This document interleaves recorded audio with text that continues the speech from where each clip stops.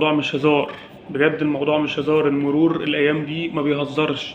اي تغيير في شكل العربيه، اي تغيير جوهري في شكل العربيه، شويه فوميه على شويه فوانيس على انوار على مش عارف ايه، زينون ليد، استيكرات، جنود عريضه، اي حاجه هتلاقيه يقول لك ايه الفرح اللي انت عامله في العربيه ده.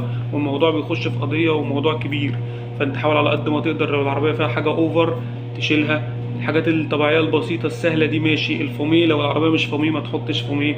العربيه لو ما فيهاش، يعني لو انت مش ثابت الستاير ما تحطش ستاير لغايه اما تعدي ايه الفتره دي. لكن شغل بقى الفوميه على الفوانيس وفوميه على الازاز، والعربيه كلها مثلا سودا والجنوط عريضه وفيها ديفل وفيها مش عارف ايه وايه وايه، ما مش هيرحموك. انا بمشي على طريق واحد مثلا ما يكملش 7 8 كيلو بلاقي 3 4 كمينه ورا بعض، ده في طريق واحد، مش طريق سفر، طريق جوه البلد كده. شوف بقى انت لو دخلت كده ودخلت كده والاكمنه الثابته والاكمنه بتاعت بالليل، فمحدش هيرحمك.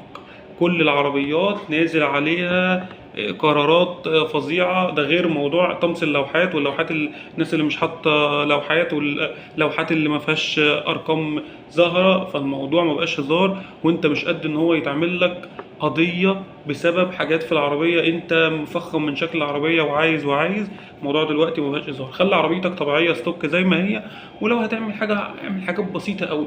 لكن الحاجات الاوفر اللي انت عارف ان المرور ممكن يتكلم عليها، والتعديلات والكبوت المتعدل والاكسدامات المفرغه والحاجات دي كلها بتخلي شكل العربيه حلو. وكلنا كشباب بنبقى عايزين نعملها، بس انت من الحاجات اللي هتتاذي فيها هتخش فحص وتصرف ويقول لك غير الكبوت ده وغير الاكسدام ده، وانت بقى الاكسدام اصلا انت عملته والكبوت انت عدلته فما عندكش، فاضطر تروح تشتري واحد تاني عشان تخش تفحص بالعربيه والرخص تتسحب، والعربيه ممكن تتحبس، وحوارات كبيره انت مش قدها.